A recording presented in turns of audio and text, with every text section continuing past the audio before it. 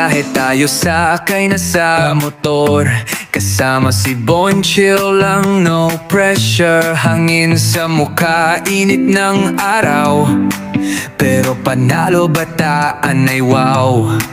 Tara na't mag-ikot paraiso sa Luzon, sa bawat liko may ganda talaga.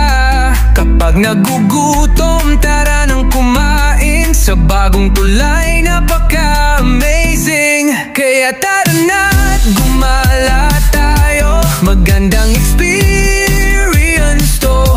Pag nagmotor tayo ni Bon, tara biyahe tayo, let's go. Kailangan ko na ang sariwang hangin mula sa bataan na maraming foods. Kailangan ko na